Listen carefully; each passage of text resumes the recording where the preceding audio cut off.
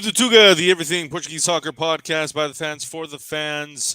Christian, Mitch, I'm Kevin. Thanks so much for tuning in. And my goodness, we have quite the show for you today. We are a few days away from the big World Cup qualifier, Portugal taking on Turkey. The winner of that will advance to the final playoff game. The winner take all trip to Qatar on the line against either North Macedonia or Italy. Fernando Santos has released his roster. Well, let's just go through it before we start talking about it here.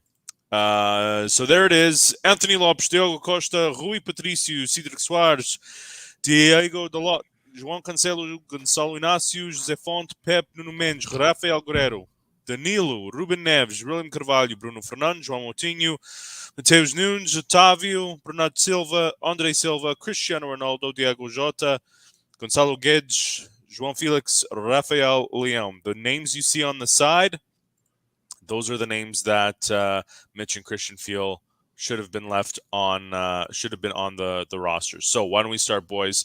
What do you think of this roster?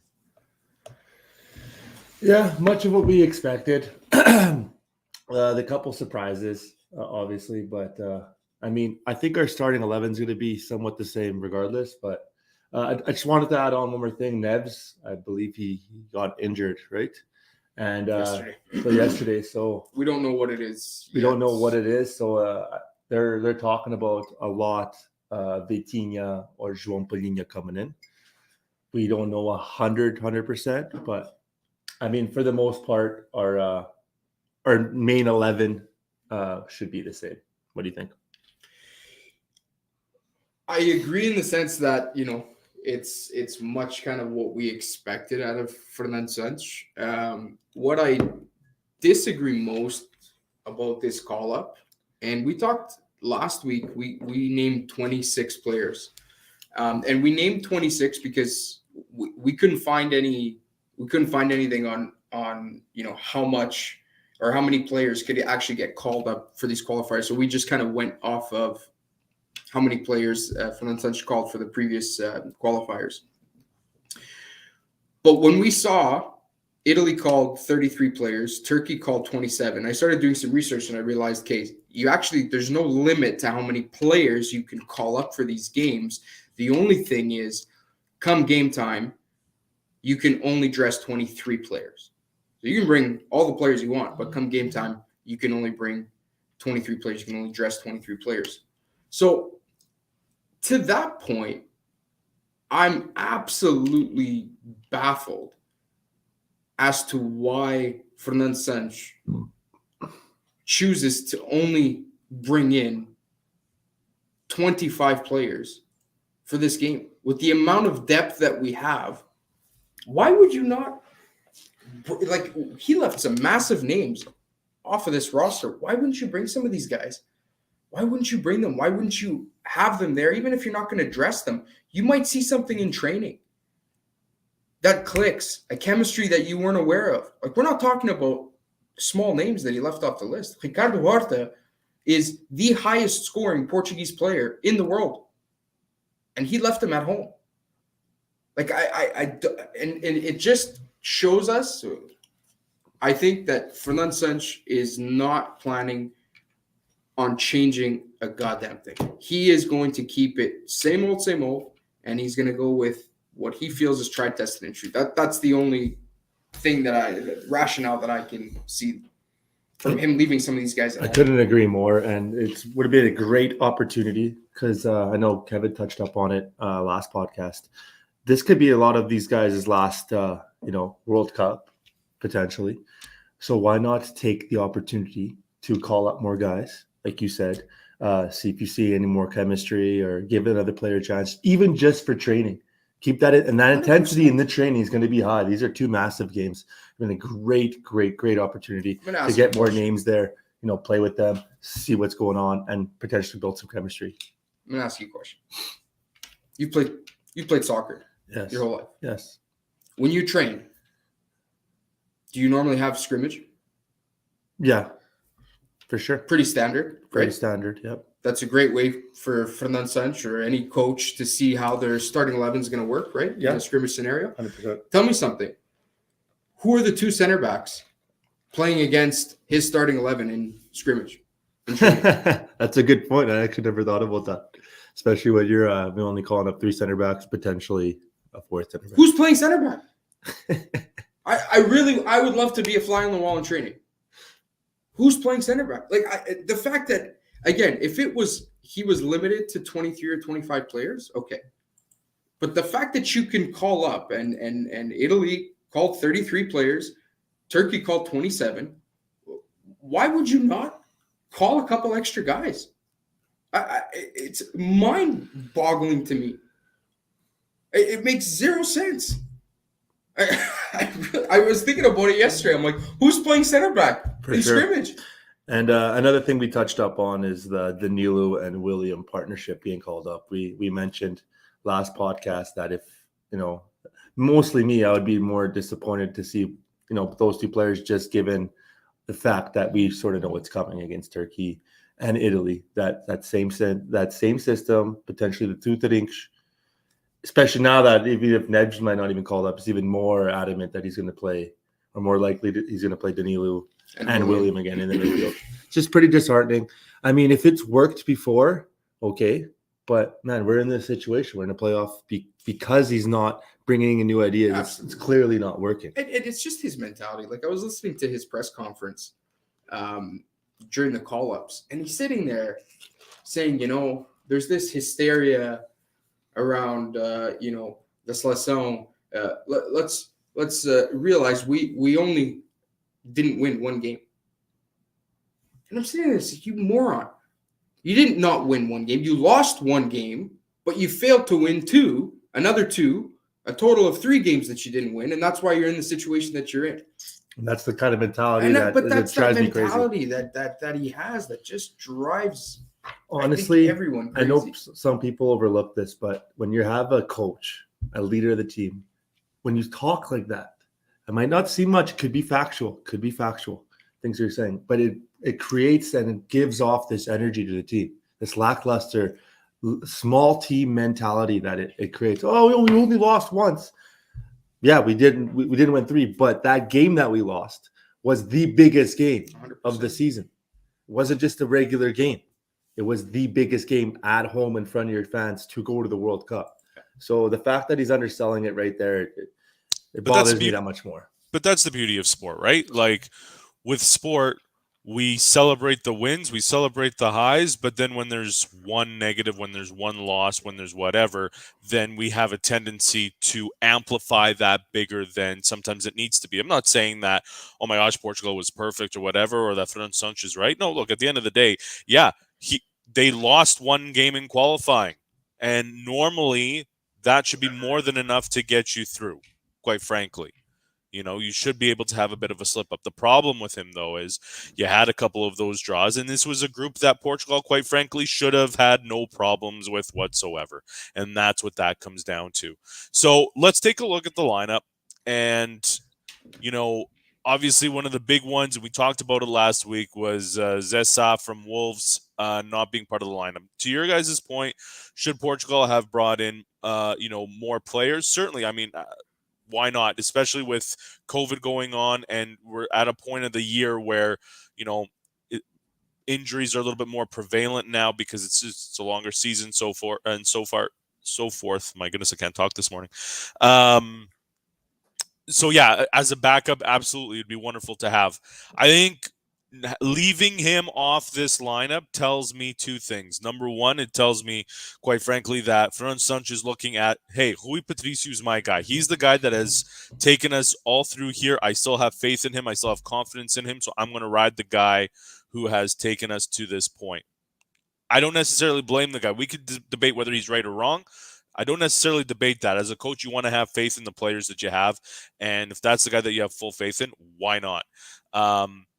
To that point, though, Zessa's having an amazing season with Wolves, and he certainly deserves a look. But if he's just going to be going there to just be sitting around doing nothing, he's better off resting at home, getting ready to help Wolves potentially go to Europe. With that said, a couple days ago, he didn't have the best game against Leeds, and Leeds isn't exactly lighting up the English Premier League. So I'm not necessarily saying that Zesa is the answer here. I think we can all agree he is going to be the answer starting for Euro 2024.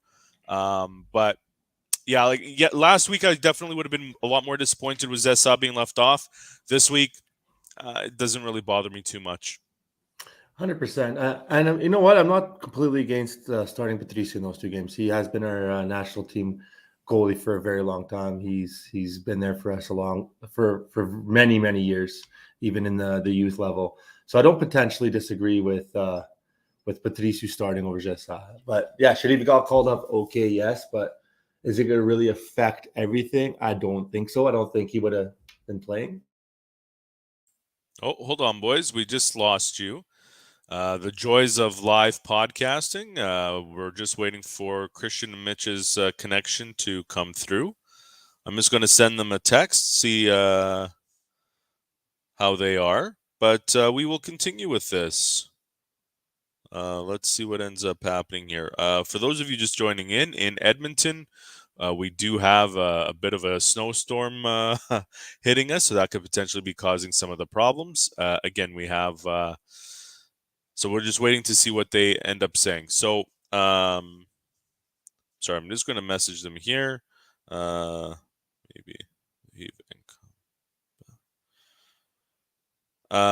So let's see what happens. I'm just going to. We will see what happens.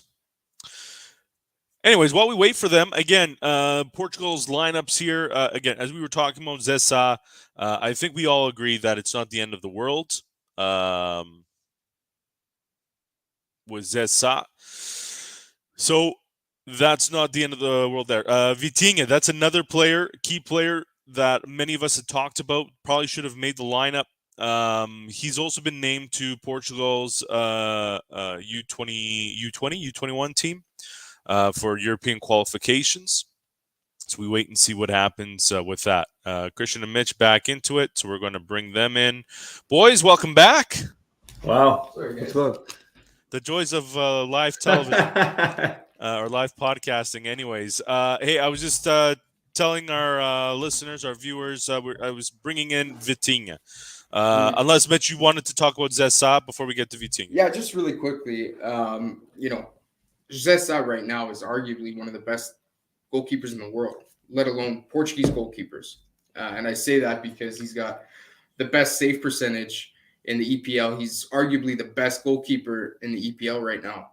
So if you think that the EPL is the best league in the world, then Zesa is potentially the best goalkeeper in that league. He's arguably the best goalkeeper in the world right now.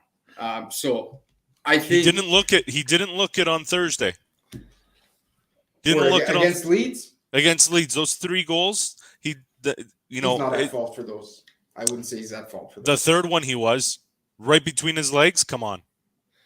I think this is a good opportunity to ask both of you. Are you if you were a coach, would you call up players that are in form or have been there for you on the national team previous? You got to find the balance. So personally, before I'll let you guys take the reign on this, I think it's a bit of both. I think that's why when you touched up earlier about bringing in more players, you sort of see who's going, you sort of see who's hot and clicking. And then obviously you have your main pillar experienced players, obviously like the Cristiano Ronaldo, Patricio, we just talked about him, and Chesa, he's one of them, so on and so forth. Pep is another one. So you have that base. But personally, I think riding that hot player, trickling in some guys, not over the top, especially like these are one game, but trickling some good guys that can spark Portugal and create competition on a team, on any team, whether it's hockey, whether it's curling, like Kevin likes to say, whatever it is, to have competition, you're fighting for that position, it's only going to benefit the national team. So trickling in some of these younger players, that little bit of spark, I think personally can help. I praise the shit out of Roberto Mancini for calling 33 players. Everybody's like, why the hell do you call man, to your point, competition. Everybody is going to want to be part of the 23 that dress for those 2 games. He brought an extra 10 players. That means 10 players are going to be left out come game day. How hard do you think these guys are going to be going at it in training to show Mancini that they deserve a spot on that 23-man squad? That is a brilliant coach. So we have Adam here watching. Thanks for tuning in. He asks if they want these players on the Seleção at some point in the future, then why not add them now to start gaining experience and chemistry? 100%. You're not Exactly. wrong there. You're not wrong there. But I think one of the biggest difference, though, right now is if this was just regular qualifying, 1,000% agree. There's no questions asked. This is essentially your World Cup.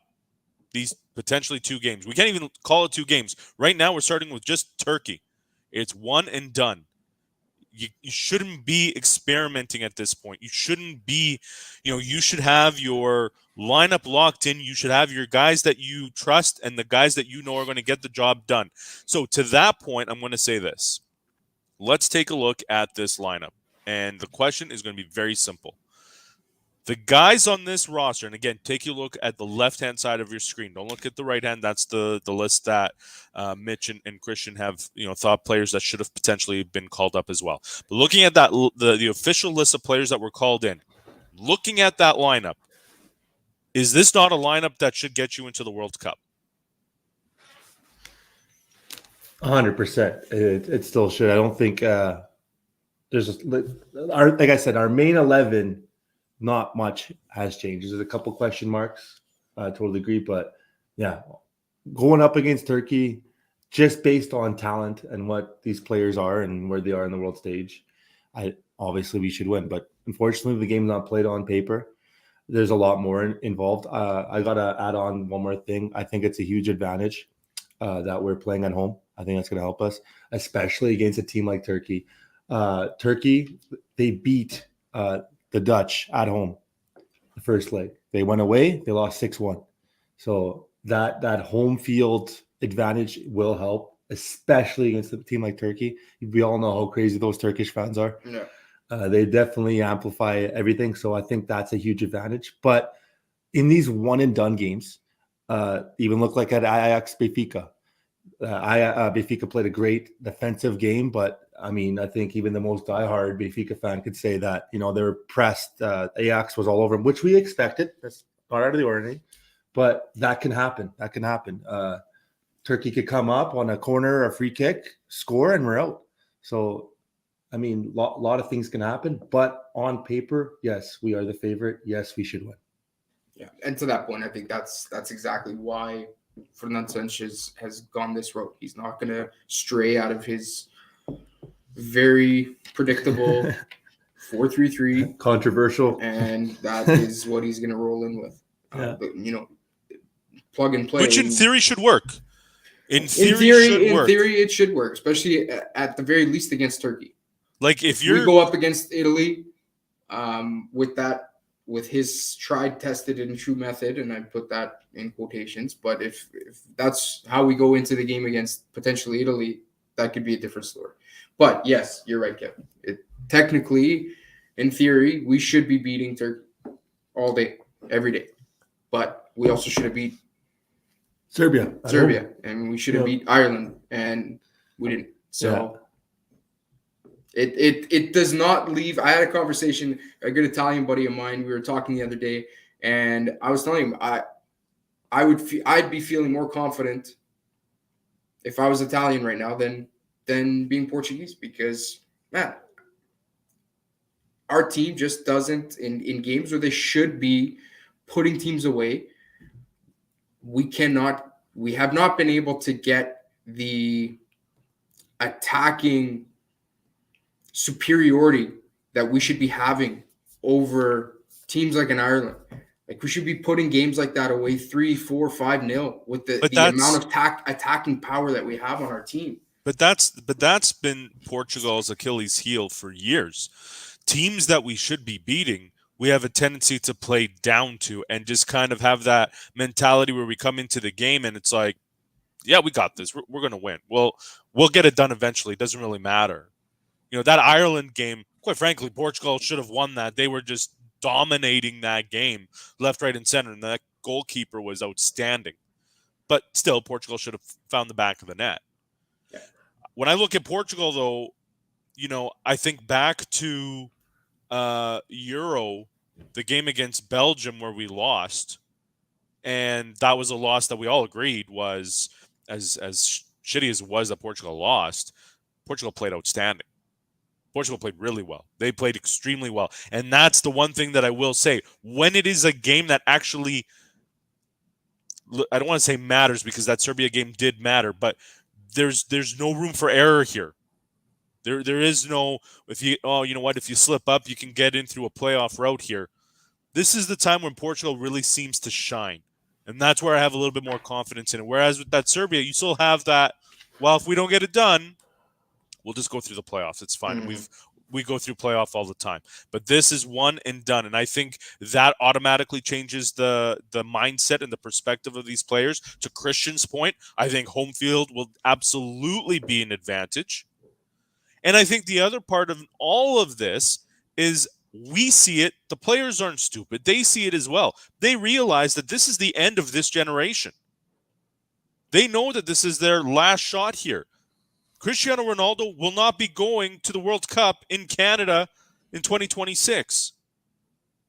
Maybe as a coach or whatever, an ambassador, but he ain't going to be going as a player.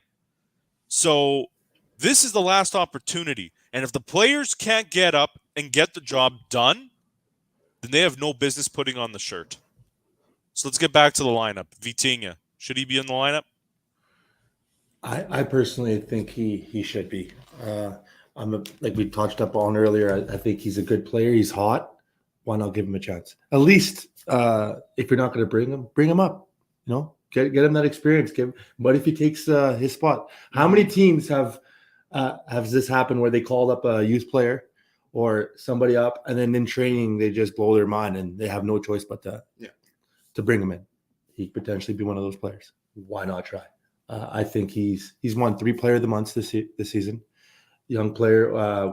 Me and Mitch, we like to watch the U21s, the young guys. Even at U21 level, we were talking about how special this guy was. And he's been doing it for a long time. First place in the Portuguese league. Why not bring him up? Why not?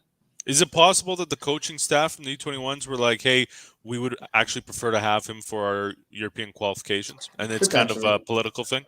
Potentially. Yeah, that's a good idea. Honestly, I might have to disagree with you there. I think the conversation that might happen, that's more that I would think would happen, is if he's not going to play, definitely put him on the U21. Yeah. Like pretty much what happened with Pedro Gonçalves at the last tournament. Mm-hmm. He did not play. Yeah. But so if he's not going to play, put him in the U21 team. Yeah. They're not playing time. Maybe potentially win a trophy. So if he's not going to play, go U21. But if he can potentially sneak in there even as a sub or whatever, bring him up 100%. But like you said, even to start and what Adam said, like these guys are going to be a part of the future. These guys should be coming in for these big games, even if these guys don't dress, for them to be around the locker room, for them to be in this setting, in a mata-mata situation, to start playing with these guys, to start getting some chemistry, even if it's in just training. I don't see the problem. I don't see what's wrong with that. I don't see why he wouldn't find that beneficial for, and maybe not all of these players, but a good chunk of them at least. Another 3 or 4 guys. I don't understand why you wouldn't want to just add some depth, and see a couple of guys in training and see how they play. Try a couple of different things. Yeah. But no, this is mata-mata, and to Kev's point, it's mata-mata, and he knows exactly what he thinks needs to be done. He knows exactly what players he needs to use in order to execute that strategy, and that's it. I might have to disagree with you there. I don't think he knows what his tactics are. He thinks he knows. No, because if you just base it on the last 3 games, we even talked about it in previous podcasts, the amount of rotations he's been doing. Yeah.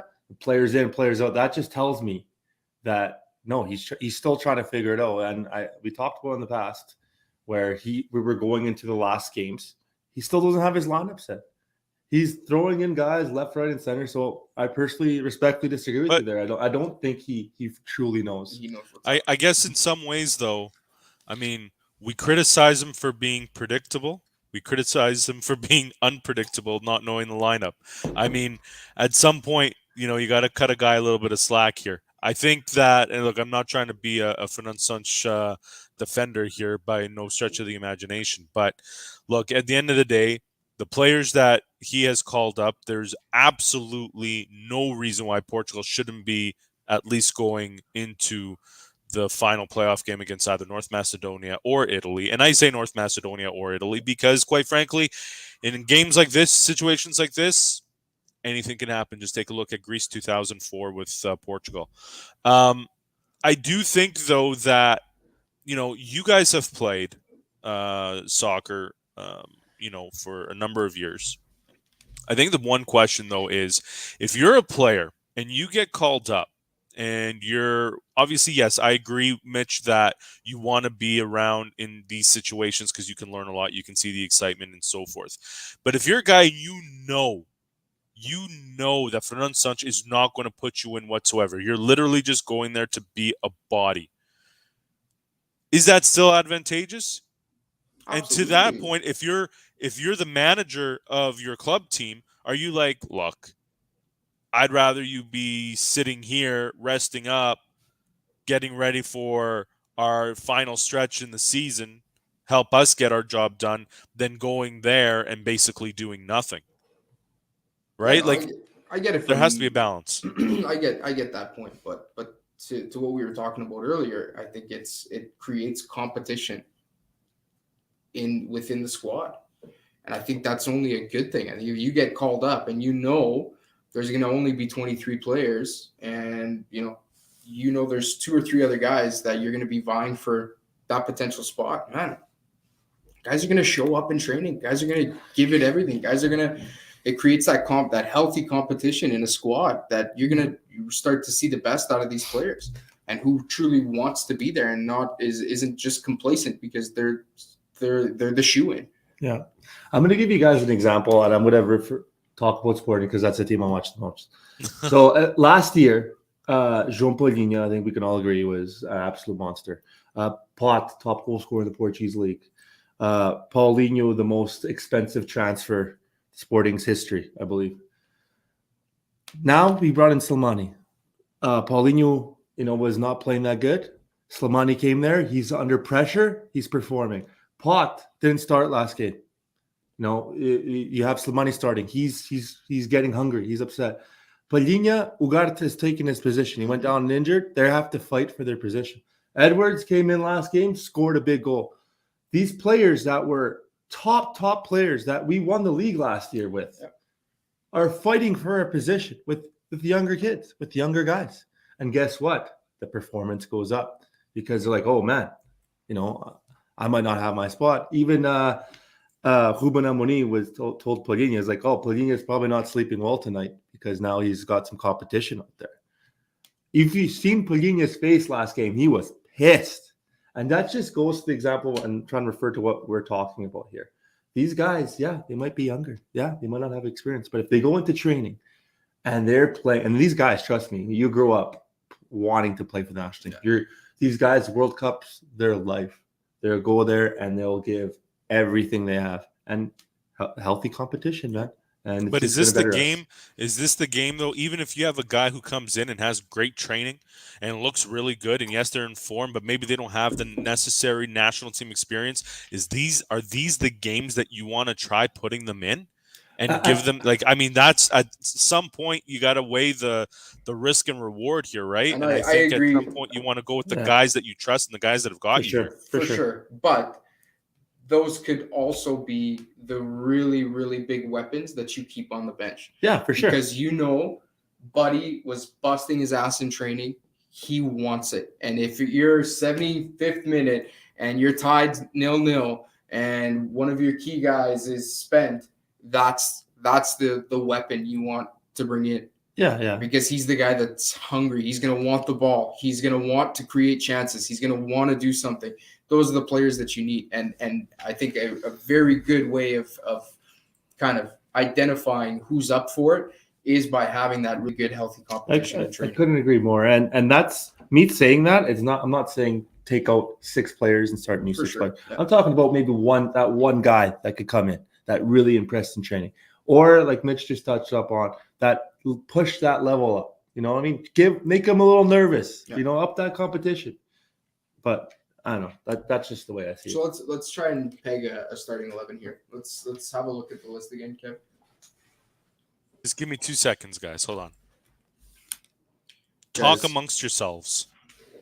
because I've been thinking about this ever since the call up happened, to kind of start to narrow down what I think the starting 11 is going to be, and what we want, what Fernando Santos might want out of a game with Turkey. I think we need to try to go into this game. We need to control the game from the start. We need to take the game to Turkey.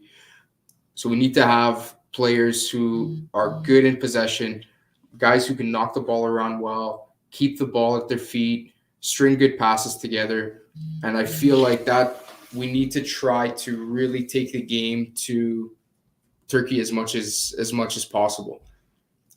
So to that point, you start to, more so in the midfield is where it starts to get tricky in terms of trying to figure out what pieces you're going to put in and what you're going to slot into a 4-3-3 scenario. So keepers, I don't know, is there any doubt Rui Patricio No doubt. is the starter? That's No the guy. doubt. That's the guy. Okay. So starting at left back, are you going Guerreiro or Mendes?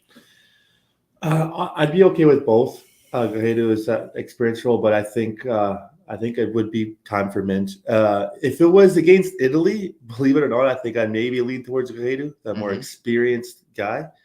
But against Turkey, I believe we're going to be on the attacking front. And if we're on the attacking front, I think Nuno Mendes would be a little bit more lethal in the sense that he's very fast.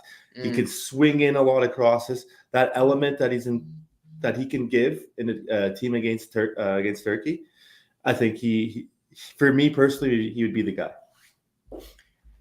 I'm gonna go with Guerreiro just because to that point, I think even stat wise, Guerreiro's been a little bit more lethal in the attacking department than Mendes has been this year. I like his experience a little bit better in a game like this, so I would personally go with Guerreiro. Kev? Oh yeah, 1,000%. I'd be going with Guerreiro. You want the experience, and there's gonna be no surprises here, guys. Center backs, Pep and Font. I don't think Pep and that's, Font, I don't that's, think you could a question. Right back for the game against Turkey, are you going Cedric or Dalot? So what I think Dalot should be there. I think Fernando Santos would potentially lead towards Cedric. He's won the Euro with him, and he's actually been playing really well with Arsenal. Yeah. Very well. Yeah. But I like Dalot more, like what I was saying with Nuno Mendes. Yeah. He's really good attacking wingback. He has that chemistry with if Bruno's starting and Ronaldo, which I think is very important to have players there that understand each other and have that chemistry. I would lean towards Dalot. Same here. Like just that back four, and with Rui Patricio, if they are all on their game, and they should, my goodness, how do they not get to Sunday's final? And I'm not trying to downplay Turkey here because, since Turkey got a new manager who used to be, I believe, the manager of Germany's U21s, they haven't lost. So, I mean, Turkey is certainly no pushover. But again, that back four with Rui Patricio on the ball, we should have no problems. No, I'll let you start this one. I have my personal view, but I don't think that's the thing. I'm gonna say what I personally would go with, and then what Fernando Santos will likely go with. I think to the point I made earlier, where we need to try to control this game. We need to win the midfield. That needs to be our strength in this game. We need to take the game to Turkey. I think we need a midfield that gels very well together. And to that point, I think Moutinho and Neves need to start in that midfield. They need to be our pairing with Bruno Fernandes. So I would go Moutinho, Bruno Fernandes, and Ruben Neves. And I think that midfield core would allow us to really take hold of that midfield and control the game. So it is. If that's if Nevj is healthy. If Nevj is healthy. Yeah. So I think I'll start off by saying what I think Fernando Santos is going to be doing. He's going to play with Danilo. That's CDM. He's going to play with William in the midfield and maybe a João Moutinho or a Bruno Fernandes. In recent history, he's liked João Moutinho a little bit more. I think that's his midfield. Personally, I would like Nevj in the midfield. I would even play with, I know this is a little bit controversial, but he plays a lot in this position. With Manchester City, I really like Bernardo Silva in the midfield. I would, since we're going to be more on the attacking front, this is going to change if we potentially play Italy. Lord, I hope you're right. I hope we are on the attacking front. Yes, like, we're at home. Not just we're the sitting back favorite. here. I think we're going to be the one, pressing them. So I would like Bernardo Silva and Bruno Fernandes in the midfield. Yes. Yeah. Not bad. So Danilo. So you're thinking Danilo, Bernardo Silva, and Bruno Fernandes. Yes. Not a bad. That's not a bad midfield. Kev? And then up front, what are we looking like? I think it's the standard Cristiano Ronaldo Jota. Shocker. And then if Bernardo's in the midfield, I mean, Leon's been playing very, very good. Very good. I would like to see Felix there. Yeah, I think he's been playing really good with Atletico. He adds that little bit of flash in the pan in the midfield. I would think he'd gel in well in that front three. I think so too. I think Jota, Ronaldo, and Felix are your front three for this game all day. Do we know if, by the way, just for those of us who are tuning in, do we know if any of these games are going to be like on TSN or Sportsnet? I think UEFA TV is that's the only way to watch it, eh? I think so. I'm not sure. Don't hold me to that, but yeah, the UEFA TV, anybody can just pull it up on the phone or just stream it to the TV. I'm checking right now. Yeah, it's not on TSN or Sportsnet. Look at that. And then hold on, I'm just going to check one other thing here, guys, just because I know that people, curious minds. Oh, where is it? TLN will have the Italy game. TLN will have the Italy game. Actually, hold on. Let me check Sportsnet again, just because I was looking at the wrong time. Yeah, so Italy game is on TLN, so the Portugal game, UEFA TV. Okay, I want to go back to Turkey here in the sense of we're all confident that Portugal can win. I think Portugal should win. I think Portugal will win. The question mark is Turkey is a vastly different team these last 4 games that they've had in qualifying since they changed up their manager. I think there's going to be a lot of unpredictability there. What is the key to success? How does Portugal win this game? Oh, man. Okay. There's many factors. So, like Cristiano Ronaldo, there's always that, Cristiano Ronaldo effect. He takes the game on his back like he did against Tottenham, and that's how we win. And unfortunately, that's what we had to rely on in recent years, even with a team like this. I would like to see other players step up. We talked about it last tournament. Bernardo Silva and Bruno Fernandes had a horrible, horrible tournament. I remember a stat that I like to reference a lot. Never had a single pass, shot, or assist that whole tournament, and he played every game. A lot of that's tactics. We talked about like a guy like João Cancelo, although he's not going to be playing against Turkey, never even passed half the last game. Bruno Fernandes in these big games, let's call it how it is, he hasn't shown what he's been showing in Man United.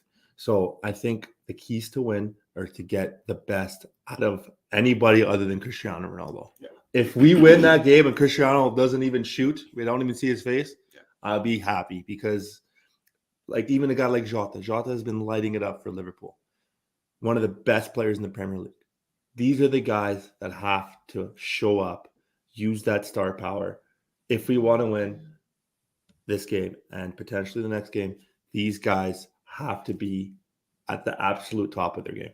Yeah, I agree. And you're right, man. This is the time for this new generation to take the stage and show what they can do at the national team level. It's a game like this that we need to see why guys like João Felix why somebody paid 120 million euros for.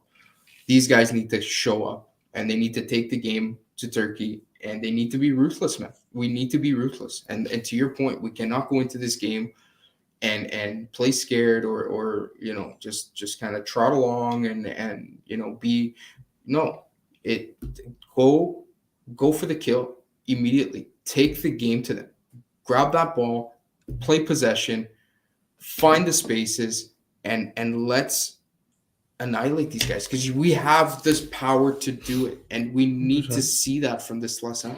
And you know what? Touching up on that, I'm going to reference that Portugal-Belgium game. We got knocked out of that tournament, but we seen Portugal play good. It hurt, but we're like, man, they showed it out there. If they lose to Turkey, but we see them going out, and we can accept it. But one thing we can't accept, and that's probably why we're taking all these shots at Fernando and all these things, because we don't see it. If these guys go into that game and give that lackluster performance, and they go and score, so we have nothing to grow on. We're just going to be so disheartened. But I guarantee, although it's going to be super painful, if we go into Turkey and we see them attacking them, showing heart, gacha, and then that exact scenario happens where they come and score and we lose, I think that'll be easier to adjust and to take than if, showing that boring soccer that we're hating right now. I disagree. I disagree 1,000%. And I'll tell you why.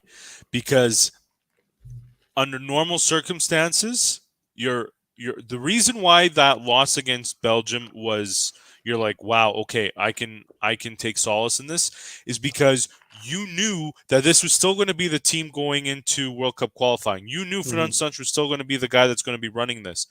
If Portugal goes and plays really well or whatever, but then they lose out against Turkey, Fernando Santos most likely will not be the manager for Portugal going into Euro 2024, which means we're going to have a new manager. There's going to be a new look. There's going to be everything will be different. So in that case, in that situation, no, I don't give a shit if Portugal looks great, but then they lose against Turkey. No, you got to win. For sure. There's no gray area here. You either win or you lose. Yeah, I guess play well. You can play lose. I don't care. You can play the most boring soccer, and I know you hate this, Christian, but literally, Portugal could just sit back, do nothing. It's like that old Simpsons episode where it's just like holds it. But if they get the job done and they qualify, who cares? We're moving on, and then let's go ahead and figure out what we need to do to win in Qatar. The goal here is you gotta win. I don't care how you do it. If you need to slide around, put in guys that you just like slide around, get red cards. Whatever. Do whatever you need to do. Sure. Just get the job done. And Fernando Santos knows that. He knows that his job is on the line. There's a lot of pressure, man. There's a ton of pressure to be Fernando Santos right now, because you literally will go from potentially, arguably, one of the greatest managers that the Seleção has ever seen. And it's hard to argue that, because he gave us a Euro and he gave us a Nations League, to one of the most hated and failed because he failed to get arguably the most talented group of players this country has ever had, and he failed to get them to a World Cup for the first time in we haven't been to a World Cup since 98. For sure. Yeah. So, it's a big drop, and he's already on the way down. Like, for sure. He's lost the confidence. I don't know anybody personally who is confident in Fernando Santos today at the home of the Seleção. Sometimes you just need a new look, man. It's like, well, of course, you know how many great managers have lost their job, man. They're still great managers. It's just sometimes you just need, like, I don't want to reference hockey and soccer, the same thing, but like, look at the Oilers. They had a great coach, Tippett. I thought he was a great coach. They weren't winning. They got a young coach that doesn't have that nice resume, and it was just that little spark. He might not even be better tactically. It's just sometimes you just need a new look. Take nothing away from Fernando Santos. But that's what I'm saying. To be completely honest with you guys, I'm gonna put this out there. You hope they lose. I am always going to cheer for Portugal, and my heart will always cheer for Portugal, and my heart wants Portugal at this next World Cup. But the better sense in me and my head knows that short-term pain for long-term gain, and Portugal losing out to either Turkey or potentially Italy would be the best long-term situation for Portugal. Couldn't agree more. I couldn't agree more. I feel the and same. it hurts me to say that. My heart hurts in saying that, but I know with my head that is the reality. 100%. Well, maybe Portugal can still qualify for the World Cup, and then Fernando Santos says, "Hey, I'm done at the World Cup." Yeah, see, but that's the someone problem. take over. Is that would never fucking happen. And that's the problem, because if he gets us through this, we know 100% that he's going to be the one there at the World Cup. We know that, and then we're going to have to painfully go through another tournament. Fernando Santos at the helm. That's why I'm saying the short-term pain for long-term gain here is that we lose out here. And as painful as it is going to be for every single Portuguese fan out there, I think the long-term benefits will be greater because. Yeah. So you heard it here first. Mitch is cheering for Turkey. That is what we've heard, and that's what we see. So that game is coming up on Thursday, and then we'll see what happens. We'll see who they end up. But we do have a very good record against Turkey, especially in Europe. Okay, so let's back the truck up here. So Mitch decided to send all the stats of when Portugal, Turkey, all their all-time head-to-head matchups. So you're right. Portugal 6-2 all-time against Turkey. We lost in 1955 to them, and then lost 10 years ago in a friendly, and the rest Portugal has won. So Portugal has beaten Turkey in games that matter: World Cup qualifying and European Soccer Championships. But guys, here's the thing with stats. None of this matters. None of this matters because this doesn't even, it's not even relevant. If these were all games from like the last year to 2 years, different story. They haven't played each other in 10 years. It's a completely different lineup. Everything is different. So does it matter? I mean, yeah, it's nice. It sure is. But really, we just wish we had these guys. Right? That'd be kind of nice. Look at that! Look at that hair, man. This is this game, which was Portugal, Turkey in Euro '96. Portugal won 1-0. Fernando Santos scored. This was the very, very first Portugal Seleção game I ever watched in my lifetime. My dad had this game recorded on VHS, and I used to watch this game over and over. And it was the very first Seleção game that I can actually remember seeing. I wouldn't mind getting my hands on one of these jerseys. Right? They look fresh. Very fresh. I don't know. Those jerseys are pretty ugly. Those jerseys are pretty ugly. All right. Switching gears here because we're almost up against the clock here. Benfica, Braga doing Portugal proud, advancing in Europe. So Braga advancing to the Europa League quarterfinals against Rangers. It's actually a pretty good matchup for Braga. Not downplaying Rangers whatsoever, but it's definitely a winnable game. Benfica versus Liverpool. Thanks for everything, Benfica. See you later. You're done. Mo Salah is going to destroy you. Yeah, it was very unexpected. Benfica, I'll be the first to say it, got very, very lucky against Ajax. We were very much behind the ball for 90 minutes, and it was painful to watch. Benfica did not play well. I'll be the first to say it. They could not control a ball if their life depended on it in the first half. It looked like they were playing hot potato out there. And we got very lucky off of a free kick, a very questionable free kick, and Darwin puts us through. It's one of those games. I was happy I was on the Benfica end of it, but if I was on the Ajax end of it, which we've been all many times, I would have been just absolutely furious because we unfortunately we did not play well and probably didn't deserve to win the game, but we did.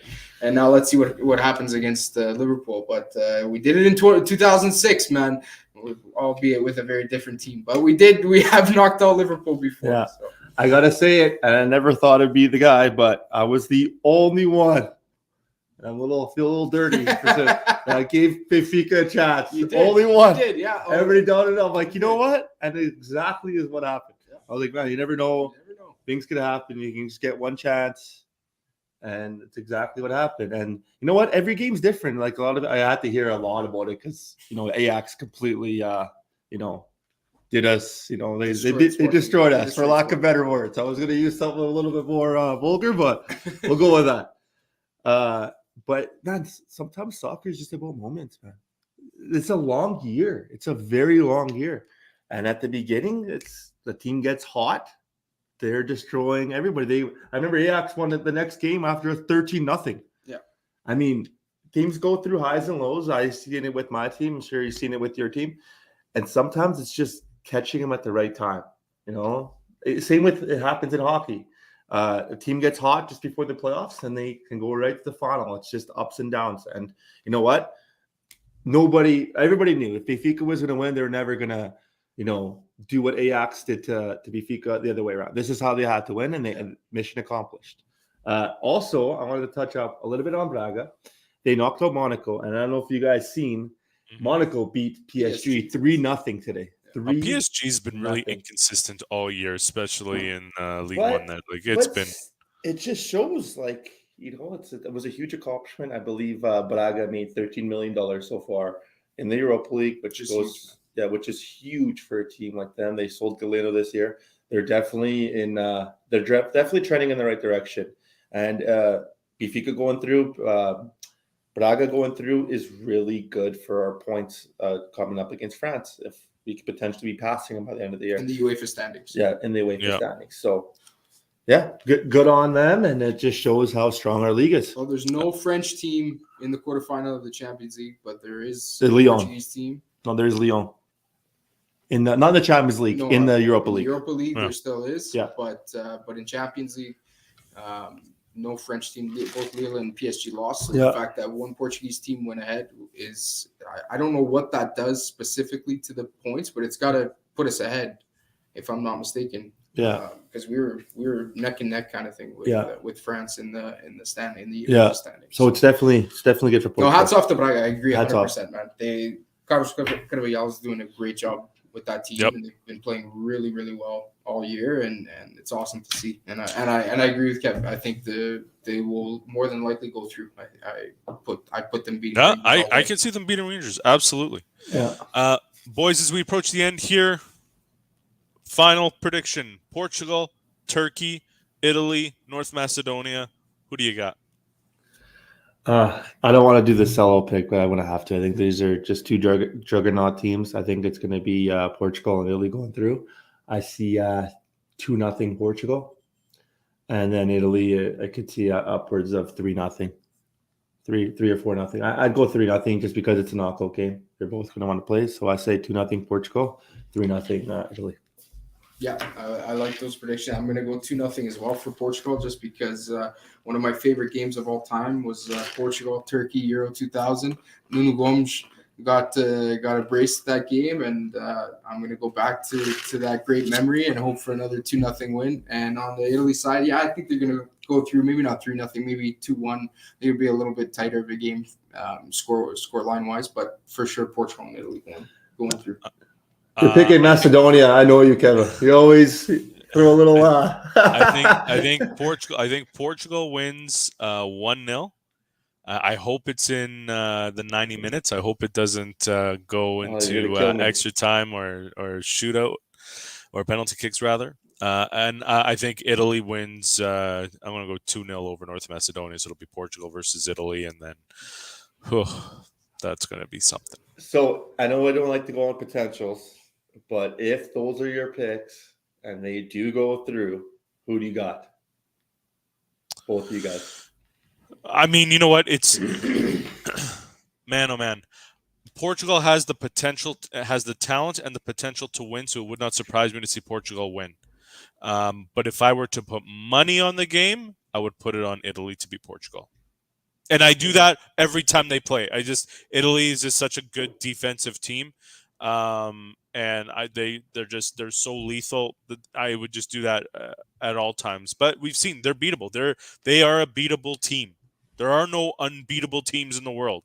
So yeah, if it's Portugal, Italy, But again, we have to see how the games get played or whatever. But as of right now, yeah. Anyways, let's not talk about that. We got to beat Turkey first. I do agree with Kev though. Yeah. It really all depends on how we play against Turkey. Yeah. If we come out and we look very dangerous against Turkey, I would lean towards Portugal in beating Italy. If we get through by the skin of our teeth playing very poor football, I'm going with Italy all day. I know this is going to sound crazy, and this might come back to bite me in the ass, but I'm more scared of Turkey than Italy right now. I think Portugal is a team that gets up for these Portugal-Italy games. Mm-hmm. I think they're more favored against Italy than in Turkey. You're not wrong. Yeah. I think we would match up well against Italy. I honestly think I'd put us favorite in that game. And that's why I say that we can't overlook Turkey, because Turkey's a very different team now with their new manager, and they are a dangerous team. So that's the joy of soccer. And it'll be fun. Kaku is good. Chanagoglu. Trying to say these guys' names. Chanagoglu.